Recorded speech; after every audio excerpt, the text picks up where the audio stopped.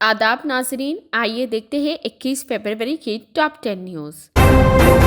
Mirza Rahmat Baig Hyderabad local body MLC इंतखाबात में मजलिस party के बने उम्मीदवार। कुल हिंद मजलिस इत्तेहादुल मुस्लिमीन ने हैदराबाद लोकल बॉडी एमएलसी इंतखाबात में पार्टी के नौजवान लीडर मिर्जा रहमत बेग को उम्मीदवार बनाया है। मजलिस के सदर व रुकने पार्लियामेंट हैदराबाद बैरिस्टर असदुद्दीन ओवैसी ने रहमत बेग के नाम का ऐलान कर दिया। वाज़ेह रहे कि हैदराबाद लोकल बॉडी एमएलसी की सीट पर फिलहाल मजलिस से सैयद अमीनुल हसन जाफरी नुमाइंदगी कर रहे हैं। उनकी मियाद खत्म हो रही है, जिसके पेश नजर 13 मार्च को पोलिंग होने वाली है। इस सीट पर मजलिस को उम्मीदवार की तायद करने का आज ही चीफ मिनिस्टर केसीआर ने भी ऐलान किया।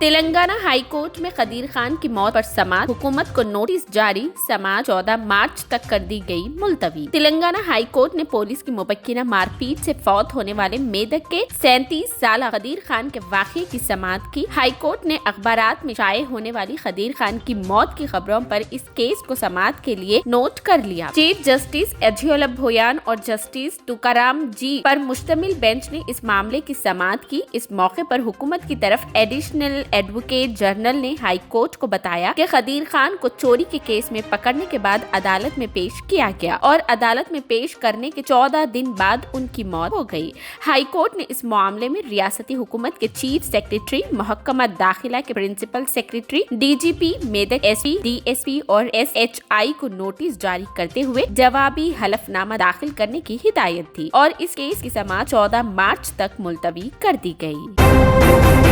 हैदराबाद में कुत्तों का हमला, मासूम बच्चे की हुई मौत, दिलखराश वाक़ये का वीडियो हुआ वायरल। हैदराबाद में आवारा कुत्तों के हमले में 4 साल बच्चे की जान चली गई। बाग अंबरपेट में रहने वाला गंगाधर अपने बेटे प्रदीप को सर्विस सेंटर ले गया था। कुछ देर बाद बाहर निकलने पर लड़के पर आवारा कुत्तों ने हमला कर दिया। लड़का शदीद जख्मी हो गया और गिर पड़ा। कुत्ते उसे इधर से उधर घसीट कर ले गए और लड़के की मौत वाक़ई हो गई। इस दिलखराश वाक़ये के मनाजिर वहाँ के सीसीटीवी फुटेज में रिकॉर्ड हो गए। बैरिस्टर असदुद्दीन ओवैसी सदर पार्लियामेंट हैदराबाद की दिल्ली में वाक़ई रिहाइश गाह पर चौथी मर्तबा हमला किया गया। मीडिया के एक नुमाइंदे ने सदर मजलिस से कहा कि हो सकता है ये पत्थर बंदर ने फेंका हो, जिस पर सदर मजलिस ने जवाब देते हुए कहा, ये बंदर अपने मालिक के हुक्म पर हमारे घर पर पत्थर फेंक रहे हैं, जिसका वीडियो सोशल मीडिया पर हुआ वायरल।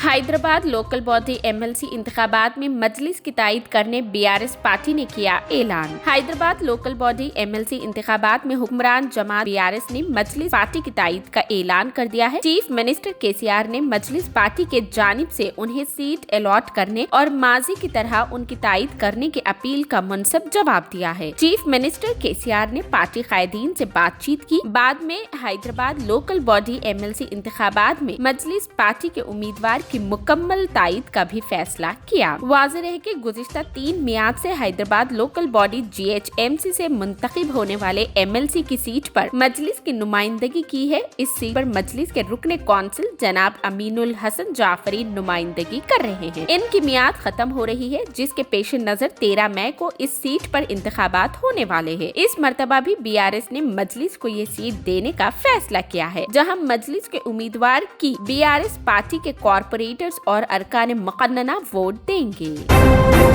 फेसबुक पर एक दूसरे के खिलाफ इल्जामात लगाने वाले 2 खातून ओहदेदारों का बगैर पोस्टिंग के किया गया तबादला। कर्नाटक हुकूमत ने एक दूसरे के खिलाफ बदउनवानियों के इल्जामात और प्राइवेट फोटोज फेसबुक पर पोस्ट करते झगड़ने वाले 2 खातून आईएएस और आईपीएस ओहदेदारों का तबादला कर दिया है। आला ओहदों पर फायज इन 2 खवातीन ने सोशल मीडिया प्लेटफॉर्म पर अपने रुतबे को भूल गई और फेसबुक पर एक दूसरे के खिलाफ तनकीदें करने लगी। इस वाक़ये के मंजर आम पर आने के बाद हुकूमत ने आईपीएस रूपा मोदगल और आईएएस रोहिणी संधूरी को उनके महकमों से हटा दिया और उनका बगैर किसी पोस्टिंग के तबादला करते हुए अहकामात भी जारी कर दिए। हाल ही में आईपीएस रूपा ने आईएएस रोहिणी पर बदउनवानी का इल्जाम लगाया और उनकी तस्वीर फेसबुक पर शेयर की थी। बाद में रोहिणी ने जवाब दिया कि रूपा अपना दिमागी तवाजुन खो चुकी है और उसे अपनी जहनी बीमारी घोटाले का इलाज कराने की जरूरत है।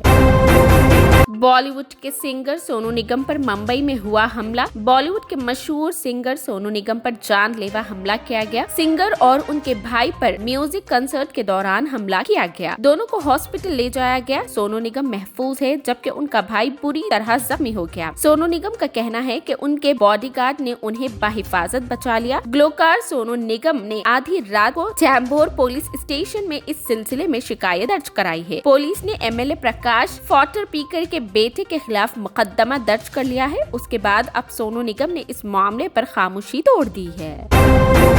वुमेन्स T20 वर्ल्ड कप, हिंदुस्तानी खवातीन ने आयरलैंड को दी शिकस्त। सेमीफाइनल में हुई दाखिल। स्मृति मंधाना की धमाकेखेज नेस सेंचुरी की बदौलत हिंदुस्तान ने बारिश से मुतासरा मैच में आयरलैंड को 5 रन से शिकस्त देकर खवातीन की T20 वर्ल्ड कप 2023 के सेमीफाइनल में दाखिला हासिल कर लिया है। हिंदुस्तान ने पहले बैटिंग करते हुए आयरलैंड के सामने 155 रन का हदफ रखा, जिसके जवाब में आयरलैंड ने 8.2 ओवर्स में 2 विकेटों के नुकसान पर 54 रन बनाए। हालांकि वो डिक वरंत लुइस तरीकेकार से 5 रन पीछे रह गई। जब हिंदुस्तान की बाकी बल्लेबाज आयरलैंड के सख्त बॉलिंग लाइन अप के खिलाफ जिद्दोजहद कर रही थी, तो मंधाना ने 56 गेंदों पर 9 चौकों और 3 छक्कों की मदद से 87 रन बनाए। हदफ के ताकुब में आयरलैंड ने पहले ही ओवर में 2 विकेटें गंवा दी। ये लीग मरहले में हिंदुस्तान का आखिरी मैच था और वो 4 मैचों में 6 पॉइंट्स के साथ ग्रुप बी में दूसरे नंबर पर हासिल हो गई।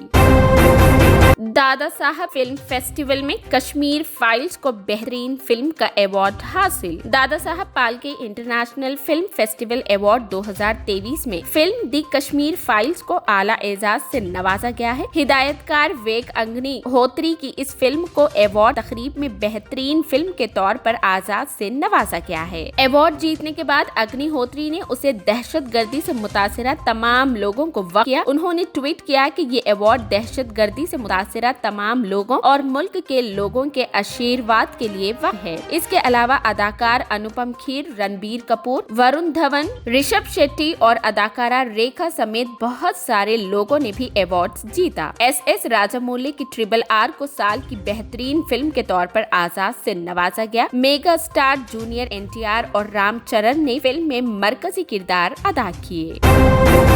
पठान 1000 करोड़ रुपए क्लब में शामिल होने वाली 5वीं हिंदुस्तानी फिल्म बनने में हुई कामयाब। बॉलीवुड के किंग खान शाहरुख खान की फिल्म पठान 1000 करोड़ क्लब में दाखिल होने वाली 5वीं हिंदुस्तानी फिल्म बन गई है। यशराज बैनर तले हिदायतकार सिद्धार्थ आनंद की फिल्म पठान में शाहरुख खान, दीपिका पादुकोण और जॉन अब्राहम मरकजी किरदार में नजर आ रहे हैं। फिल्म पठान 25 जनवरी को रिलीज हुई थी। शाहरुख खान ने फिल्म पठान के जरिए 4 साल बाद बॉलीवुड में वापसी की है। फिल्म पठान एक के बाद एक रिकॉर्ड तोड़ रही है। फिल्म पठान हिंदुस्तान में 3 जुबानों हिंदी, तमिल और तेलुगु में रिलीज हुई है। इस फिल्म ने बॉक्स ऑफिस पर इंडियन मार्केट में 500 करोड़ से ज्यादा की कमाई कर ली है। फिल्म का वर्ल्ड वाइड कलेक्शन 1000 करोड़ से तजावीज कर गया है। शाहरुख खान की पठान 1000 करोड़ क्लब में शामिल होने वाली 5वीं हिंदुस्तानी फिल्म बन गई है। इससे कबल 2016 में रिलीज दंगल, 2017 में बाहुबली 2, साल 2022 में RRR और KGF 2 ने भी 1000 करोड़ से ज्यादा की कमाई की है। ये थी 21 फरवरी की top 10 news. TVN 99 news channel को लाइक करें, शेयर करें, सब्सक्राइब करें और फेसबुक पर फॉलो करना ना भूलें।